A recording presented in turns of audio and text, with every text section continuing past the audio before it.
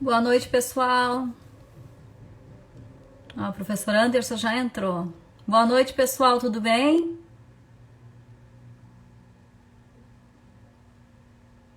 Tudo certo com vocês? Vocês estão me ouvindo bem? Boa noite, professora Bruna. Boa noite, professora Melissa Fomon. Obrigada pela presença de vocês.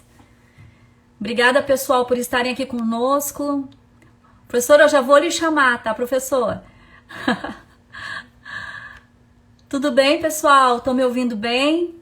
Obrigada, pessoal. Obrigada mesmo.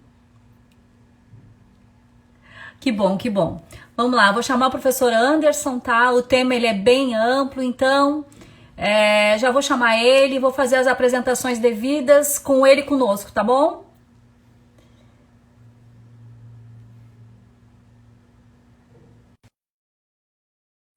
Já está entrando. Que bom, pessoal. Está tudo perfeito. O professor antes já está aceitando aí. Oi, professor. E aí, tudo bem, guria? Como é que tá? Satisfação? Satisfação é minha. Satisfação é nossa aqui no Notório Saber, né? Por ter Obrigada. aceitado o nosso humilde convite. Ah, que isso, para mim é Está uma aqui com a satisfação. gente. Imagina, está aqui com a gente agregando e acrescentando. Eu acredito na vida de muitas pessoas que estão aqui com a gente, professor. Obrigada mesmo, viu? Ah, eu que te agradeço e fico feliz, né, de já ser cumprimentada de cara pela minha madrinha, Melissa Foman. Melissa, olha aqui, ó. Deixa eu só mostrar aqui, que dá uma quebrada no protocolo aqui, ó.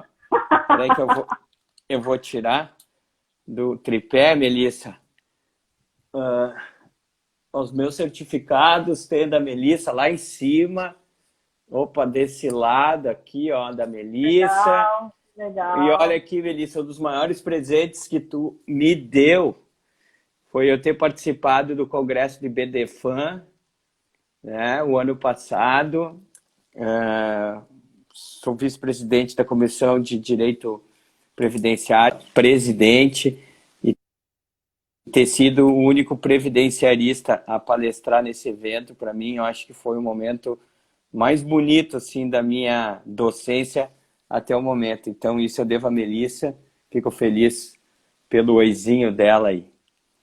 É tão bom, né, professor, quando a gente tem o nosso mestre, digamos assim, né, a pessoa que nos É. incentiva, né, Uhum. nos apreciando, né. É isso aí. Professor, eu queria fazer 2 avisos antes da gente começar a nossa live, porque a gente sempre deixa para o finalzinho e acaba, infelizmente, se passando.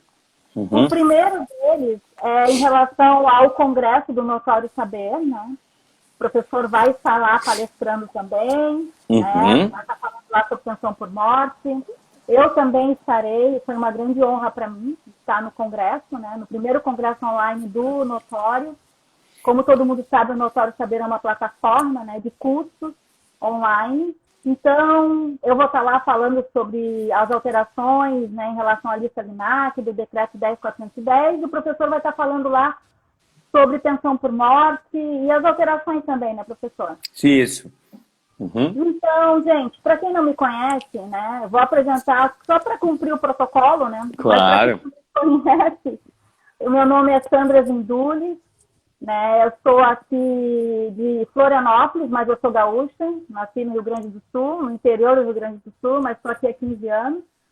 Eu sou representante do IAPE, Instituto dos Advogados Previdenciaristas, aqui em Florianópolis e em São José, que é Grande Florianópolis. Também sou professora no Notório Saber.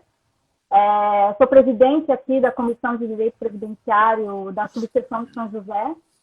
E estou aqui todas as quartas-feiras tentando agregar e trazer conhecimento para os colegas que vão estar aqui conosco, né? Cumprindo o protocolo, vou apresentar aqui o professor, né? Não precisa muito, né, de apresentações, mas Precisa, sim. vamos lá, vamos lá. O professor, né, Anderson, né, Ribeiro, ele é professor, né, no G4. Ele é vice-presidente da Comissão de Direito Previdenciário do IBDFAN e também diretor da Comissão de Atuação Judicial do IBDP, né? Então, é um grande professor, é conhecedor do que nós vamos falar hoje. Então, ele conhece muito, é um estudioso das áreas da família, do direito de família, direito previdenciário, e essa interlocução. Professora, eu vou lhe falar uma coisa do fundo do meu coração. É um tema que eu sou apaixonada, eu já tinha falado isso, mas eu reitero aqui. Gosto muito de falar sobre. Já palestrei, já fiz cursos, já falei em congressos, né, sobre as uniões homoafetivas, sobre essas relações de família, essas mudanças que a gente teve, né, nas questões da família, os princípios que norteiam o direito de família, que é extremamente importante.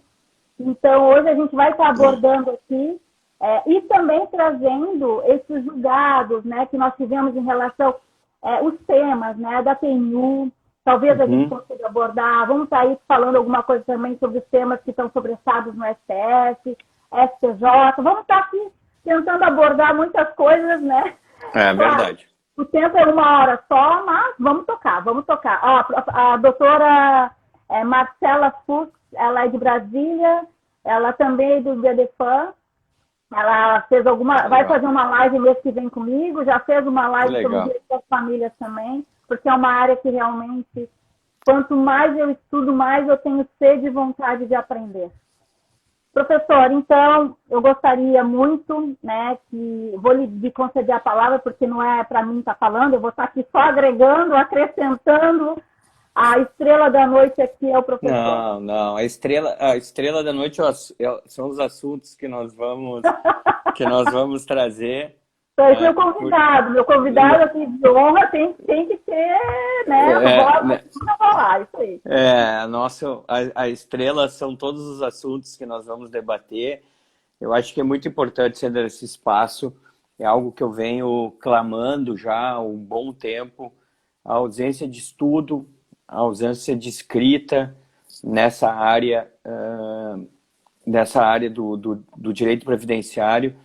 Comentava um tempo atrás com a Melissa, quando a Melissa me convidou para dar uma aula na PUC, os professores achavam que o tempo dado à pensão por morte era muito, muito longo, que 8 horas, 12 horas de pensão, imagina tanto tempo para trabalhar um benefício de família que sempre foi deixada de lado, nunca foi a menina dos olhos, nunca foi a pensão, nunca foi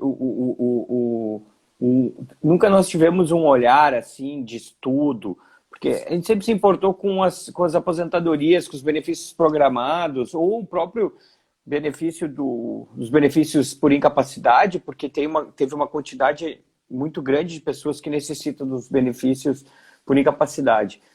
E aí eu disse para a Melissa que eu encarava nesse ponto o desafio, porque 12 horas trabalhar pensão é fugir efetivamente do que diz a 8.213, é fugir do decreto, é fugir da IN, e eu não tenho dúvida nenhuma, e não tenho medo nenhum de errar, que a pensão por morte de todos os benefícios previdenciários é aquele que nos faz sair da 8.213 para poder entender. Porque se o colega trabalha única e exclusivamente o que está ali, né, é porque não está fazendo um trabalho bem feito ou não está aprofundando efetivamente o tema. Por vezes até eu sou um tanto... Exatamente. Por vezes eu até um pouco... Só 813, a gente tem que ter um pouquinho mais de... aprofundar um pouquinho mais as questões constitucionais, as questões, né, inclusive, né, do ECA, né, inclusive as questões também do estatuto da pessoa, né, idosa, da pessoa com deficiência. Então, ainda mais agora, né, professor, que a gente teve aí, querendo ou não, uma chuva de retiradas de direitos, na realidade, que a gente vai ter que estar buscando novamente, né? A Lei 13846, né, que vem da 871, né, da 871, né, que nós tivemos lá no ano passado. Também a questão agora do próprio decreto, né, que alterou regulamentou, né, a Constituição Federal, uma emenda constitucional, enfim. E legisla por determinados momentos para situações que nem a Constituição previa, ou previa e o decreto prevê diferente. Então, é importante a gente entrar a fundo, porque a pensão, e aí há pouco eu estava assistindo uma live de BDFAN, e aí o debate ali era na questão de uma separação, eles estavam falando de separação, sobre os interesses do casal, e lá pelas tantas o palestrante ali, o advogado, disse o seguinte: tá, mas quando eu estou trabalhando num divórcio, para mim o protagonista não são os pais, eu trabalho efetivamente para tentar trazer o bem-estar de uma criança. Quando a gente trabalha a pensão por morte, por vezes a gente está atendendo uma viúva, né? E aí a gente não se dá conta que aquele trabalho que nós estamos fazendo é para garantir um sustento para um filho desse casal, né? Ou para aquela própria mulher que não teve oportunidade de trabalhar porque o marido não permitia que ela trabalhasse. A gente sabe que isso existia, né? Hoje a gente tem se encaminhado, graças a Deus, por uma independência das mulheres, mas a pensão por morte é isso, né? A gente garantir um futuro melhor para uma pessoa que talvez viva única e exclusivamente daquilo ali, né? Talvez aquilo ali estimule ela a contribuir por uma aposentadoria programada agora com a nova regra. Isso vai depender muito também da idade que a pessoa ficou viúva. Então a pensão por morte ela é muito, mas extremamente sensível, porque vamos supor que numa aposentadoria uma aposentadoria programada, tu não ganha uma das conversões. Tudo bem. Tu vai trabalhar mais 2, 3 anos, tu vai converter aquele tempo, né? Agora a pensão, pessoal, se errou. E errou. Tu não vai ter segunda chance. Não vai ter. Porque a pessoa não vai morrer de novo. Ela já morreu. Só tem um fato gerador, né? Exato, tu não tem como matar ela de novo, a não ser que ela tenha uma nova relação, ela vai ter que esperar 2 anos, tem que ter a sorte de ter 2 anos de relação, e o óbito vir depois de 2 anos, porque até isso tem requisito de tempo de relacionamento. Então a pensão ela é extremamente sensível, importante, e por isso que quando a gente trabalha as interlocuções, o direito das famílias e o direito previdenciário, não é por nada. Porque muitas respostas estão lá, né? Muitas respostas estão em princípios, e é por isso que é importante a gente aprofundar muito, muito, muito esse tema, porque esse tema merece essa profundidade. O debate, né, professor?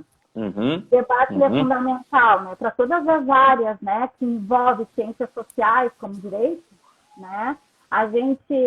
E hoje a gente vê essa tendência maior dos direitos, na realidade, as matérias sociais, as ciências sociais, elas não caminharem sozinhas, porque elas sempre estão vinculadas a algum outro ramo do próprio direito, né? O direito de família e o direito previdenciário são matérias muito afins, até em função de todas essas modificações que nós tivemos, né? E que não, assim, o erro, para mim, professor, na minha humilde opinião, o erro, muitas vezes, é o legislador tentar conceituar família. E o conceito de família, ele é extremamente amplo. A gente não consegue conceituar família mais da forma como nós conceituávamos lá no Código Civil de 1916. Né? Então, hoje a gente tem aí famílias monoparentais, anaparentais, poliafetivas, a gente tem as famílias homossexuais. Então, eu acredito que, mais uma vez, levando em consideração os princípios, um dos princípios, né, que a gente tem aqui, que tem muita sensibilidade, é no princípio da afetividade. E hoje, a questão da família, a formação das famílias, está totalmente vinculado a esse princípio da afetividade. E não mais os laços de sangue. E isso é prova. Isso é prova. né? Tanto Só que a que se gente tu... está vendo toda essa questão dessa modificação na jurisprudência, né, professor? E é importante quando tu trazes o princípio da afetividade, se nós fizermos uma enquete, e quando eu falo em sala de aula, isso ninguém sabe. E eu tive a oportunidade, a semana passada, segunda-feira, participar de um evento onde o ministro Napoleão também participou, e estava eu, a Fernanda Avirte, que ela estava organizando o evento, o ministro Napoleão junto com o Savares estavam debatendo, e depois entrou num segundo momento eu, Márcio Hartz e o André Bittencourt. E o ministro Napoleão, ele estava falando sobre a questão do que é o acórdão, né? E ele estava trazendo a palavra acórdão, veio de acorde. Então ele fez toda uma concepção ali, ele trouxe todo o conceito sobre isso. E lá pelas tantas ele diz o seguinte, porque eu acho que isso não deixa de ser uma relação de amor, né? E eu não tinha até então falado e era o gancho que eu precisava. Porque daí eu disse, ministro, exatamente, eu acho que o mundo, né? E aqui quando eu falo do mundo, e aí relaciono a pensão por morte, tudo que circunda a pensão por morte, e aqui nós trazemos os dependentes, a forma equivocada que a emenda condicional limita quem são os equiparados a filho, eu digo, isso mostra mais uma vez o quanto limitado é o estudo do direito previdenciário, e aqui os culpados são os advogados, porque se nós pegarmos as decisões do TF e da quarta região, tenta fazer uma busca, escreve, põe lá entre aspas, princípio da afetividade, não vai aparecer. Não vai aparecer. Se tu botar poliafetividade, não vai aparecer. Não vai aparecer, sabe por quê? Porque o advogado é culpado, o advogado não leva isso para o debate. O advogado, ele não lê e não vai dizer o seguinte, cara, isso não é união estável.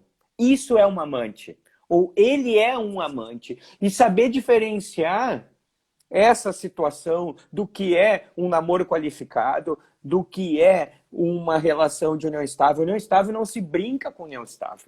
A união estável, ela é uma relação cumpridos seus requisitos, são 4 requisitos, nem sempre a gente consegue fazer enquadramento dos 4, depois nós podemos falar se há uma certa relativização em relação ao conceito da união estável, lá do artigo 1723 do Código Civil, e eu fico apavorado, porque as pessoas simplesmente diziam o seguinte, não, a cliente chegou lá no escritório, dizendo que tinha uma relação com um fulano de tal, né?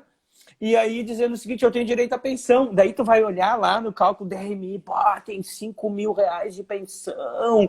Nossa, isso aí começa a fazer as contas, 5 mil de pensão, são 2 anos de honorários, eu vou dividir a 2,5, vou botar um precatório no bolso, galera. Mas vocês sabem exatamente se o que ela efetivamente tinha, que esse homem era uma união estável? Será que lá do outro lado não tem uma família constituída, onde tem uma criança e uma companheira desse cara, que o que ele tinha mesmo era união estável lá, e que a relação com a nossa cliente não era união estável? Eu mando embora. Não vou pegar o processo se eu não acreditar nele. Eu não vou estragar o futuro de uma família pensando em ganhar lá 20, 30, 40 mil, que seja 100 mil reais. Eu não durmo. Eu não durmo se eu fizer isso, porque eu estou estragando a possibilidade de ter um futuro melhor para alguém, né? Então, eu posso fazer isso. Eu vou conversar com essa mulher e vou ver se efetivamente é uma união estável que ela tinha. Se eu me convencer que é uma união estável, eu disse, eu brigo contigo e vou até o final. Né? Porque o que tu tinha é uma união estável e nós vamos aqui buscar, né, a divisão de uma relação de 2 uniões estáveis simultâneas. Isso é o bacana, entendeu? Mas eu só sei fazer isso, Sandra. Eu só vou ter capacidade de fazer isso se eu souber o que eu estou fazendo. Se eu conhecer os conceitos, né, de família. Porque senão eu vou pensar no bolso, da realidade talvez eu nem esteja pensando no bolso. Né? Eu acabo sendo traído pela minha falta de conhecimento. Uhum. E aí eu vou passar vergonha numa audiência. Porque daí o juiz conhece a matéria, o advogado da outra parte vai ser a Sandra, vai ser a Melissa, vai ser a Juliane, que apareceu agora aqui, e aí vai saber explorar isso e vai detonar minha cliente na audiência. eu vou sair com o rabo no meio das pernas, morrendo de vergonha. Por quê? Porque eu não sabia o conceito, eu não soube explorar isso no processo e agora estou arcando com o ônus, né, da minha falta de conhecimento. Então, é importante, eu digo, não se atrevam a trabalhar. E tenha a humildade de pedir ajuda, tenha a humildade de abrir um livro, de fazer um curso, de estudar, porque efetivamente não dá para a gente arriscar em algo que a gente não conhece, né? E podemos estragar aí a vida de terceiros. E isso eu não me perdoaria se eu fizesse isso com alguém. Então, acho importante, né, a gente conhecer esses conceitos, saber diferenciá-los, porque eu tenho certeza, como isso é muito pouco explorado, né, olha a vantagem que a gente pode tirar, né, numa audiência, sabendo o que perguntar, para quem perguntar e a forma que perguntar, porque a gente já vai fazendo uma pergunta que vai induzindo, né? Aquela resposta que tu quer ouvir. Se a pessoa efetivamente tinha uma relação de união estável, ela vai ser convicta, ela vai preencher os requisitos, beleza. Até no final da audiência eu posso chegar e dizer, ô, doutor, eu não sei nem se nós precisamos instruir aí, porque ficou claro que é uma união estável e divide esse negócio e vamos embora, né? Vou fazer o quê? Né? Vou fazer o quê? Exatamente. Inclusive, né, professor, tem o tema, né, aqui do STF em relação, né, a essa reconhecimento de união estável simultânea, né?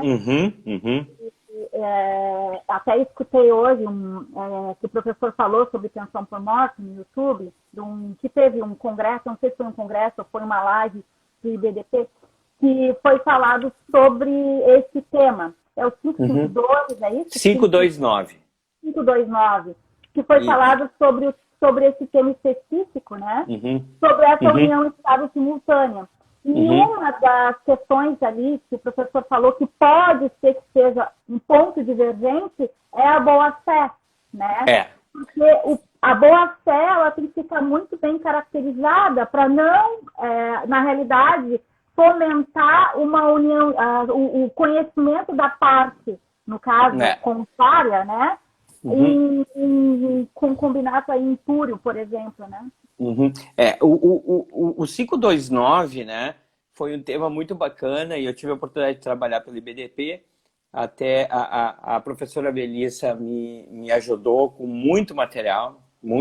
Eu disse, Melissa, selecione aí uma meia dúzia de doutrina para eu poder fazer a tese, né, para poder fazer a construção do posicionamento do IBDP. A Melissa me manda, sei lá, umas 15 obras, tinha mais de 400 folhas de material para eu ler. Eu lembro, Sandra, que eu fecho o escritório naquela semana e leio absolutamente tudo o que ela me mandou e a gente constrói assim a tese ali, que foi a defesa do IBDP naquele momento. Se eu só não poderia deixar de falar, Fernando Rubim e Márcio Hartz, dois grandes amigos, meus sócios do G4 aí prestigiando. Obrigado, queridos. Então, Sandra, o que a gente construiu lá, né? Quando a gente defendeu a tese da divisão de forma equânime da pensão, porque nós tínhamos de um lado uma união homoafetiva e do outro lado uma união hétero, né? Olha que bacana, então o cara era um centro, né, desses dois relacionamentos, ele tinha uma união hétero e uma união homoafetiva. Sobe para o Supremo já definido que eram duas uniões estáveis, a gente não precisa ficar discutindo isso, porque já subiu com essa definição, e chega lá, o STF já tinha julgado uma ação direta de inconstitucionalidade em relação à união estável, julgado procedente, o STF admitindo isso ainda lá atrás, nesse tipo de relação, né? Só que o STF já tinha julgado também, mas aí não decisão mas uma decisão só de turma, julgado improcedente uma ação de divisão. Naquela situação, era um casamento. Tá? Um casamento onde o senhor lá tinha uma dúzia de filhos no casamento e mais uma dúzia de filhos numa relação simultânea. E o ministro Marco Aurélio foi muito duro naquela situação e disse que era inadmissível haver a divisão da pensão. Então, tu imagina, chega para nós essa situação, o STF de lá para cá muda a composição, mas ainda com um núcleo antigo, né? Nós temos ministros muito antigos no STF. Mais da metade do STF ele é antigo. E aí a gente começa a trabalhar. Tá, mas e agora? Como é que nós vamos mudar esse posicionamento? Tá? Bom, aí a gente começa a trabalhar, e aí que eu digo que é essencial a gente conhecer a corte. Tá? A gente tem que conhecer a corte. Então, quando a gente trabalhou lá artigos publicados pelo Fachin, artigos publicados pelo ministro Barroso. Então, tu começa já a trabalhar trazendo para a tua manifestação escritos dos próprios ministros, né? Então, tu coloca eles numa situação em que, mas eu tive eu escrevi um artigo assim, né? O que eu mudei de lá para cá? Nada impede do ministro ter mudado o posicionamento dele, tá? Mas a gente conhecer e saber assim, ó, eu li o voto do Marco Aurélio, disse, onde é que ele se apegou aqui? Né? Será que ele deu um deslize, uma deixa e tal? Então, eu já faço ali, primeira situação, a divisão, né? Do que era a diferença entre uma união estável e um casamento, né? Porque daí ele entra no crime de bigamia. Daí ele fala da bigamia. Diz, bom, mas a bigamia é um tipo penal que é de casamento e não de união estável, né? Então, eu tento fazer essa diferenciação entre os dois, e tanto que dá certo, Sandra, que no meio da abertura do voto do Alexandre de Moraes, o Marco Aurélio interrompe ele e diz assim, não, ministro, nós temos que fazer um distinguish desse processo daquele anterior que eu fui o relator, porque naquele era uma questão de casamento e não de união estável. E aí, sabe quando tu começa a arrepiar os pelos do braço, porque tu diz assim, caraca, o cara estudou, sabe? A gente estudou para esse voto, né? Claro, infelizmente a gente não tem, por vezes a gente não tem todo o tempo do mundo, né, para fazer isso. Aí, daqui a pouco, tu começa a ler o Barroso e ele fala sobre o princípio da afetividade. Ele defendeu o princípio da afetividade lá na votação. Ele que fez a sustentação oral da união homoafetiva, né? Daí eu trago o princípio da afetividade, a gente trabalha o princípio da afetividade até então, ó, desconhecido e não trazido dentro do direito previdenciário. Então, foi tudo pensado. Daí, quando o Fachin chega a vez do Fachin votar, ele acata o entendimento, né? Ele entende que tem que haver a divisão, só que ele vem com a boa-fé. Ele diz que nesse caso, e aí ele faz uma analogia com o casamento putativo, com a união estável putativa, e diz assim, olha, tem que haver boa-fé. Na nossa manifestação, nós não escancaramos ali que poderia haver. Não, eu deixei, porque a minha ideia era assim, como a gente defende que a autonomia de vontade das partes, que inclusive está lá disposta no artigo 226 da Constituição Federal, onde as partes elas criam a relação que elas querem. A poliafetividade, a base legal dela está lá no artigo 226. Né? Quando o 226 ele libera isso, eu entendi, cara, eu não vou entrar na boa-fé nem na má-fé, vou deixar subentendido que pode mesmo na má-fé, ou seja, que as partes têm o conhecimento uma relação da outra, elas são felizes assim, elas se toleraram assim, por que eu, Anderson, tu, Sandra, nós vamos meter a colher na panela dos outros, entende? Eles resolveram ter uma relação assim, ok. O ministro entende que não, que ele acha perigoso, e aí ele faz toda a argumentação dele que é super respeitável, né? Nós estamos falando do Fachin, de todos os ministros, eu sem dúvida, eu acho que é aquele que tem um maior conhecimento dessa área de família, ele é fantástico. Então, ok, ele tem posicionamento. Mas se passar, né? Se passar, essa decisão, ainda não passou, Sim. né? Segue aberto, ainda tem ministros para votar. Se passando, mesmo que seja só na boa-fé, né, eu acho que a gente abre um caminho muito bacana no STF para futuras discussões, tá? Porque o STF parece que abre a cabeça para o mundo, no mundo dos relacionamentos, das novas formações de família, para um mundo que está batendo na porta do previdenciário, né?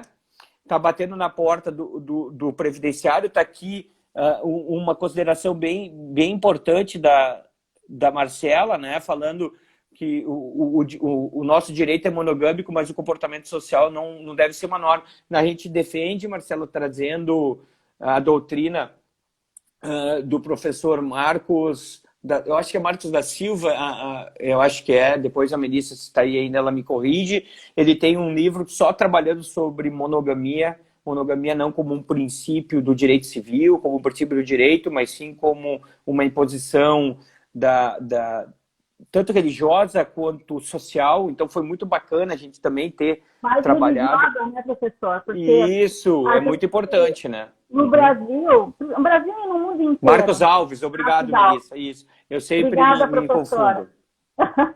Então, isso. Não só no Brasil, mas também no mundo inteiro, né, a gente tem essa visão mais religiosa, né? Uhum. E quando a gente fala dessa relação de famílias e das mudanças que as famílias...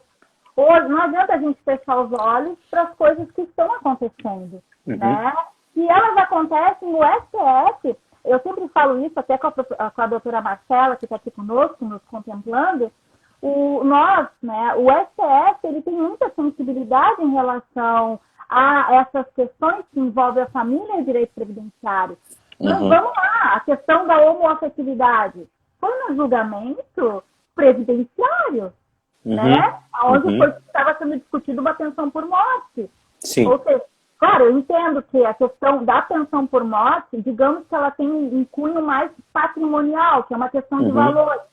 Mas houve uma discussão e houve essa abertura, né, para o direito de família em relação ao STF, em relação ao direito das famílias, em relação ao direito previdenciário, né? Então, eu acho bem interessante a gente estar falando isso. Sim, o Estado é laico, mas infelizmente a gente não tem isso, né? É difícil, né, Sandra? É difícil, né?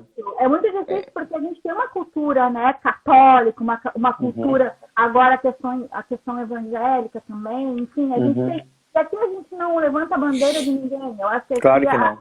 A questão é o direito em si, né? Nós, advogados, independentemente da área que a gente atua, quando um cliente nos procura, a gente tem que deixar todo o nosso preconceito, o nosso achismo do lado de fora. Isso e aí. atender essa pessoa, independentemente de quem ela seja. Eu não sou criminalista, né? Mas pelo fato de não querer ser. Mas se eu fosse alguém me procurasse, aquela pessoa tem o direito a ser defendido. E é isso que a gente tem que buscar. Não é, professor? Eu não sei.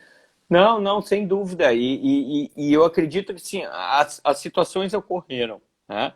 Tá ali. Nós temos duas pessoas pleiteando a mesma pensão. O que nós vamos fazer? E é interessante porque lá pelas tantas o Barroso, o ministro Barroso, ele faz uma analogia, né? Com a questão, nós vamos escolher quem para dar essa pensão. Nós vamos fazer um sorteio, nós vamos escolher a primeira relação, mas qual foi a primeira relação? Eu li o Qual é a relação mais importante? Tem como mensurar qual é a relação mais importante? Óbvio que não tem. Cada uma foi importante naquilo que ela tinha que ter sido importante, senão ela não existia. Né? Então, isso é importante, que o Estado fique ali, fazendo olhando de fora. Né? Não há necessidade da presença do Estado se não há agressão ali. Né? Não há uma obrigatoriedade daquele homem viver com o outro, né? Ele está acorrentado. Né? Não há violência doméstica, o que fez com que a mulher se manteve vinculada a esse homem tantos anos. Não é isso. Aí entra o Estado, com todos com todas as armas possíveis e imaginárias, legais, né, para intervir nessa relação. Fora isso, o Estado tem que ficar de fora. Ele não tem que fazer nenhum palpite em relação a isso. Nós temos que tentar abrigar essas relações de alguma forma. Né? Então, eu acredito que tem sido uma condução bem bacana desse processo. Ainda faltam 3 votos. Depois, o placar eu não vou falar ainda. Tá? O placar eu não vou falar ainda. Tá? Faltam ainda 3 votos. O professor acha que? Não, eu acho que nós vamos levar. Eu acho que nós vamos levar isso aí. Né? E eu acho que nós vamos levar 2 dos 3 votos que faltam, eu acho que a gente vai levar. Porque depois que teve a primeira parte da votação, eu fui a Brasília, tive possibilidade de ir nos gabinetes, e um deles eu não senti assim muito... Eu não senti muita firmeza, tá? Mas em 2 gabinetes dos 3 que eu fui, eu fiquei assim, saí de lá super otimista. Claro, pode ser que, né, mude, mas eu saí de Brasília naquela oportunidade bem satisfeito com a minha ida lá por ter feito esse trabalho de gabinete. Então o tema 529 está aí, batendo na porta, e tem outros chegando lá, né? Tem outros chegando. Pois é, professor, deixa eu só assim, não, eu quero depois a gente começa a entrar a falar sobre um outro tema também, que não é um tema, na realidade é um processo que está sobre o Estado, né?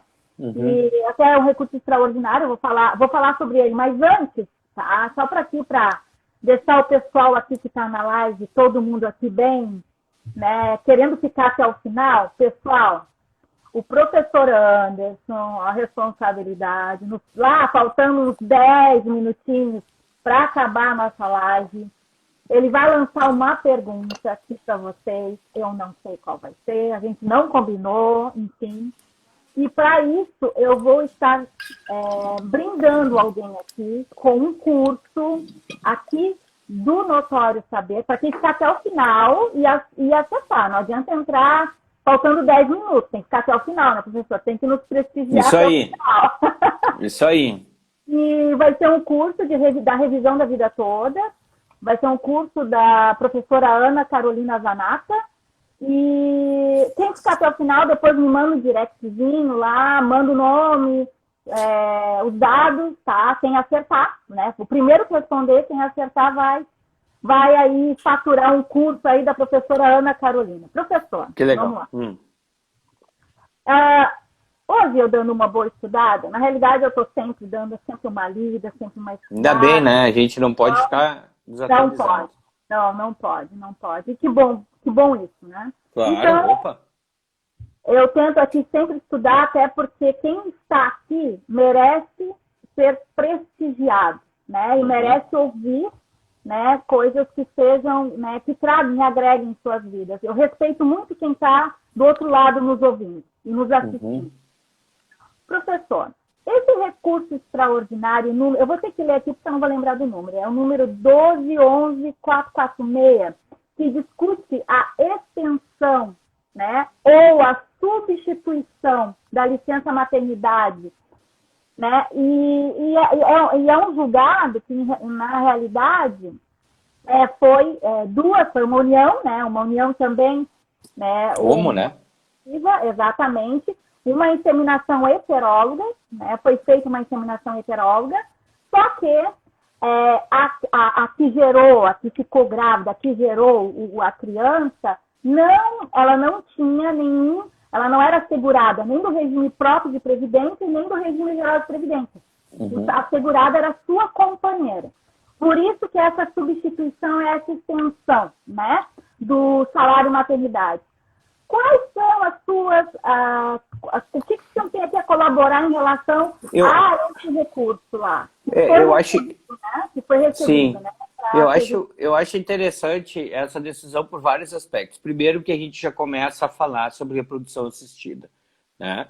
É muito importante a gente debater a reprodução assistida. A doutrina feminista já é extensa em relação a essa matéria, vem trabalhando tanto os efeitos de concepção como os efeitos sucessórios dessa situação, porque nós temos a reprodução assistida homóloga, quando é utilizado o material genético do casal, ou heteróloga, quando ela é de terceiros. Nesse caso, era de terceiro, poderia ser o óvulo de uma das duas mulheres, né? Mas no caso não era, por motivos que a gente também nem precisa vir à tona, né? Mas foi utilizado o óvulo e, inclusive, obviamente, o espermatozoide de terceiros e tal, e essa mulher gera essa criança. Primeiro ponto é saber quem é, né? Para quem é o salário maternidade. Primeiro que o nome salário maternidade está errado, né? Deveria ser salário nascimento, salário paternidade ou parentalidade, sei lá, qualquer coisa menos salário maternidade, porque dá a entender, né? Dá a entender de que é a mulher que tem direito, tá? E se fosse um casal homoafetivo masculino? Entende? Se adotasse uma criança, não teria direito ao salário maternidade, que faz um link com mãe, né? Primeiro, eu acho que o nome, né, é equivocado. Né? Tá errado. O salário maternidade não é férias para a mãe. Muito pelo contrário. A mãe vai ter ali os 4 meses, com possibilidade de 6 meses, e a legislação não possibilita o aumento de 4 para 6 porque ela estava afim? Ah, porque nós vamos dar uma colher de chá? Não. A legislação, quando aumenta, e se nós estudarmos e lermos o objetivo da alteração legal, e o advogado também falha, eu não ler, a gente tem que entender por que a norma existe. Tá? De onde é que ela veio? Qual é a função social dessa norma? Se voltou ou não, para mim, eu não vi nenhum. Eu estou ouvindo o professor aqui tranquilamente. Tá bom, vamos ver se o pessoal aí... Bom, de qualquer forma, eu entendo que se nós entendermos, e partindo do pressuposto que o objetivo do salário, né, é para a criança, né, não independe de quem for usufruir esse benefício. Tá? Então eu não vejo, na ausência da possibilidade de que daqui a pouco aquela mãe não pode, porque é autônoma e precisa trabalhar, e aí a outra mãe que tem disponibilidade, ela sim cuide da criança, né? Se nós pensarmos no bem maior, e aí nós podemos trazer o princípio do melhor interesse da criança, que está lá disposto no artigo 3º do Estatuto da Criança e do Adolescente e no artigo 227 da Constituição Federal, tá? Como também está lá na Convenção Internacional dos Direitos da Criança, no artigo 2º, e depois no artigo 26, item número 1. Como abre, né, professor? Como é amplo, Quer dizer, né? nós falamos do Estatuto, Constituição Federal, e nós estamos numa convenção internacional que o Brasil é signatário desde 91, sendo que essa convenção internacional é de 1959. Então nós começamos a verificar que a coisa não é ali. Se o interesse maior é da criança, o que fazer para essa criança ter o abrigo necessário para receber o melhor criação possível nesses primeiros meses aí de vida, que são essenciais para formar já, né? Desde pequenininha, a personalidade dessa criança. Então, eu acho extremamente importante, eu acredito, né? O IBDP vai se habilitar nesse processo com o amicus curiae. Se aceitarem a habilitação do IBDP, sou eu o responsável por esse processo, e aqui eu já dei mais ou menos uma linha que nós vamos trabalhar em cima disso. É muito interessante, porque quando o professor falou sobre as questões das inseminações, até comentei hoje, ali quando nós conversamos no WhatsApp, que o meu amor pelo direito de família já é muito antigo. Eu me apaixonei pelo direito de família, mas me casei com o direito previdenciário. Boa!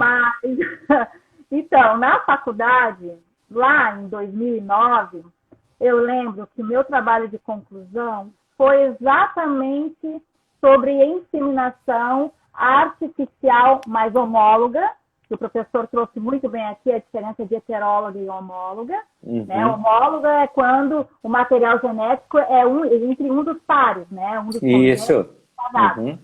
Mas, no caso, o debate ali em questão era a sucessão, né? O direito sucessório, enfim, que não é o caso da nossa live agora. Mas lá atrás já havia discussão acadêmica em relação à inseminação artificial. E como hoje, né, a gente consegue, hoje, na realidade até se torna, assim, desculpa, mas parece que é até um atrevimento do legislador querer dizer o que é uma família, entende? Porque eu posso ter um filho de uma inseminação, eu posso ter um filho adotivo, eu posso ter um filho, enfim, né, que hoje tem, inclusive trouxe a diferença lá no artigo 16 da Lei 8.213, que excluiu, na realidade, né, a questão do menor sob guarda, por exemplo, e trouxe outras modificações também. E aí entra nós, previdenciaristas, nós, advogados dos direitos das famílias, em fazer isso subir, em fazer isso mudar, e a gente tem essa obrigação, né? E por isso o estudo. E eu fico muito feliz, né, em poder estar aqui trazendo, estando com uma grande, né, uma pessoa que entende muito da área, debatendo isso, a oportunidade, né, professor? Eu acho que sim, porque a gente pouco vê hoje, tá todo mundo falando da admissibilidade da vida toda, do julgamento hoje dos embargos. Eu não sei nem como é que ficou os embargos da alteração da DER, que era hoje. Então, nós tivemos alguns processos importantes julgados na 4ª região, na sessão. Hoje foi julgada a questão da penosidade, foi julgado hoje a questão da assistência judiciária gratuita. Então, e pouco se fala nessa questão, sobre esse debate meu e teu aqui. Eu acho que talvez seja o único hoje que o previdenciário esteja debatendo essa situação social de família. Então é muito importante, a gente tem que fazer esse alcance. Como mesmo tu citaste ali a questão da emenda constitucional, lá o parágrafo 6º, vamos ver o que a Melissa fala, sobre a questão da disseminação e sua repercussão para fins previdenciários. Recomendo a leitura do artigo, olha que bacana. Publicado pelo IBDP, ainda na revista do IBDP de 2016. Melissa, querida, eu não tenho essa revista de 2016, então eu tenho certeza que a doutora vai me mandar esse aí para eu ler. Tá? Muito obrigado, legal. Olha quantos tempo já, de 2016 ainda. Professor, compartilha comigo depois. Tá bom, tá bom. Vai tirar uma fotinho. Vai tirar uma fotinho para mim. Bom. E aí, pessoal, quando a gente começa a trabalhar a questão dos equiparados a filho, que está lá no parágrafo 6º do artigo 23, a Constituição Federal a emenda constitucional foi muito infeliz quando ela diz que para-se a filho o menor tutelado e o enteado, ambos aí fazendo a necessidade da comprovação da atividade especial, do vínculo financeiro, né? Bom, o que a gente vê, né?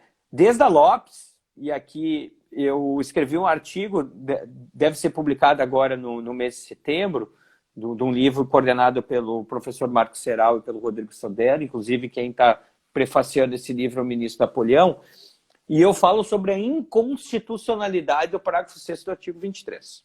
Tá? Porque, para mim, é escancarada a inconstitucionalidade no momento em que tu escolhe quem são os filhos.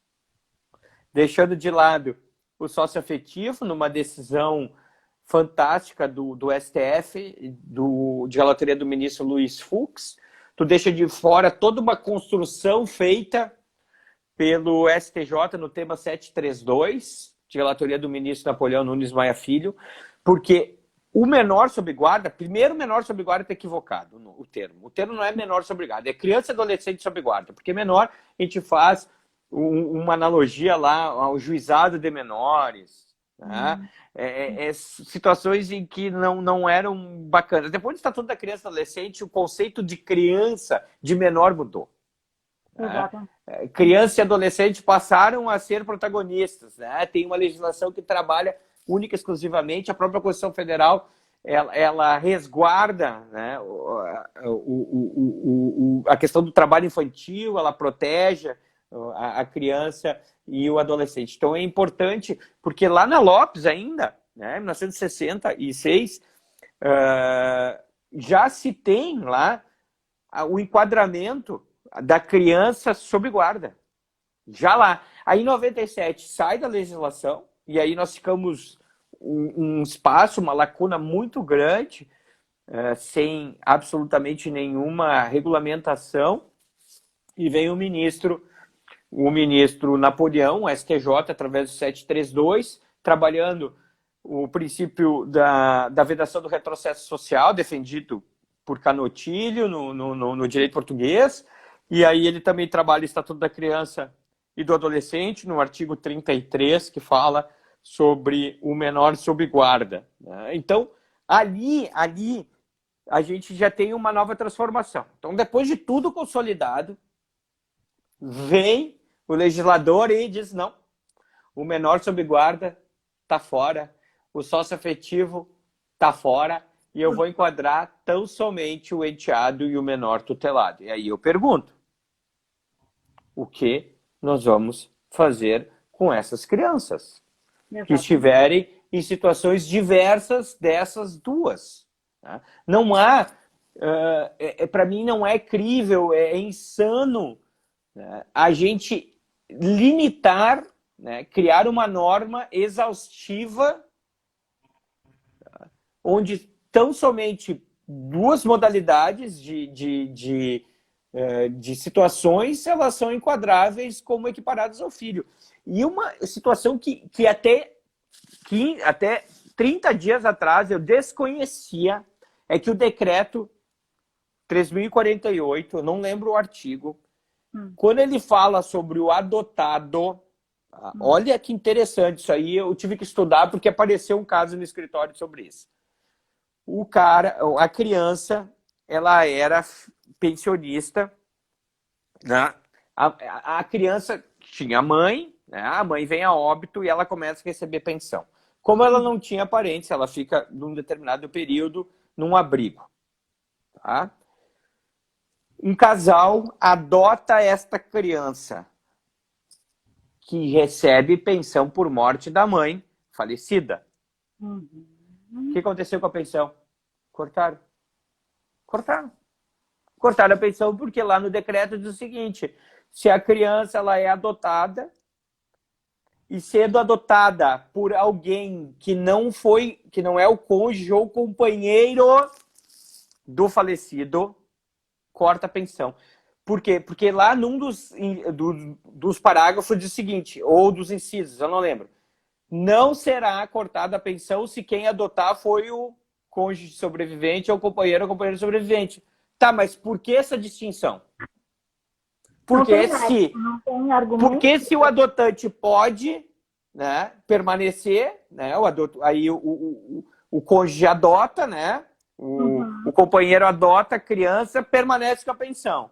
Agora, essa criança que vem de qualquer lugar, que é filho igual às outras, porque o adotado é filho igualzinho, não tem diferença nenhuma. Exatamente. E aí, por que essa distinção? Por que essa distinção? São situações, e agora estou eu lá pleiteando na justiça, justamente, né, a manutenção desta pensão por morte para essa criança. Né? Porque não faz sentido a gente fazer essa distinção entre filhos. E essa ainda, do decreto, ela é muito cruel mesmo essa aí. Porque ela cria uma exceção, quer dizer, numa situação tu pode, em outra situação tu não pode, sendo que ambas são de adoção. Exatamente. Por quê? Né? Não faz sentido nenhum. Professor, eu penso assim, claro, o direito ele sempre está atrás das mudanças sociais, né? Mas, claro, esse apontamento, inclusive, é tão legal quando chega um caso específico no escritório, porque daí a gente consegue materializar realmente as coisas e ver o direito acontecendo, né? E como essas regras ainda são muito retrógradas na realidade, né? Muito retrógradas. Professor, deixa só eu pedir, né? Falta aí, olha como passa rápido, a gente não abordou aqui, eu fiz anotações de mais 3 temas, tá? E infelizmente não vai dar tempo. Não tem Então, eu problema. gostaria de estender, né, de já aqui, ao vivo não tem como negar, de futuramente nós fazemos uma Claro, vamos sim. tá? E a gente está abordando esses temas que faltaram, enfim, com mais profundidade, de repente, e fazendo as pessoas criarem, né? Os previdenciaristas, os advogados de família, criarem mais vontade, né? De aprender um pouco mais. Não digo que as pessoas não sabem, não é nesse sentido, mas é no sentido de, opa, não é só a Lei 8.213, não é só a IN 77, não é só o decreto 3048, não são só as leis que norteiam o direito previdenciário. Opa lá, existem outros caminhos, né? Enfim. Sim. Professor, agora eu gostaria que o senhor fizesse a pergunta. Beleza, Para a pergunta é bem fácil, bem fácil. Eu quero saber o seguinte, como é que está o resultado atual do Supremo do tema 529 do STF? Quanto é que está o placar lá? Quanto é que está o placar? Tá? Então tá, o primeiro que disser que acertar o placar aí ganha o curso do notório. Isso, Tá? exatamente. O placar do tema atual do tema 529. Pessoal, vamos aí, vamos pensar e vamos ver. Aí depois, o que primeiro que responder ganha, manda lá para mim um directzinho. E, gente, muitas coisas, talvez aqui muitas coisas a gente não tenha conseguido responder, mas, por favor, entre em contato, né? Pode ser comigo, eu vou ter o maior prazer em responder e o professor também tem certeza. Claro que sim. Vamos lá, pessoal, falta 1 minuto e 57. Nós Já? 1 minuto para acabar? Para acabar, 1 minuto e 50. Jesus! Agora. Passa rápido, né? É verdade. Eu fiz a Eu não votação. acredito, galera. Vamos lá, vamos buscar lá, tema 529, quanto é que tá o placar no Supremo? Vamos ver, pessoal.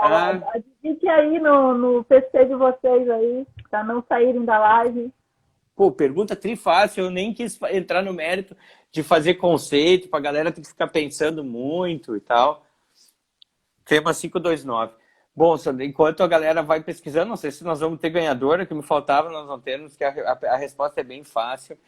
Faltam 3 votos, então 8 ministros votaram, tá? 8 ministros votaram, faltam 3. Falta Luiz Fux, Celso de Mello e Dias Toffoli. Sandra, então, desde já, queria te agradecer aí de coração a oportunidade de nós trabalharmos. Eu acho que é super bacana. Eu adoro pensar o direito. Eu tenho teses boas aí. Estou escrevendo sobre elas, uma das quais não vi ninguém falando ainda, não vem falando, e eu trago do direito das famílias. De repente a gente trabalha ela numa outra oportunidade. Já comecei a escrever sobre ela, logo eu publico o artigo. É algo que eu venho pensando, é uma possibilidade de perda do direito à pensão, tá? Que não está no artigo 74 da Lei 8.213, lá no parágrafo 1º e 2º, ela prevê que perde a pensão, e eu estou trabalhando numa outra possibilidade de perda da pensão que não está na lei. Mas eu trago algo que vem me chamando muita atenção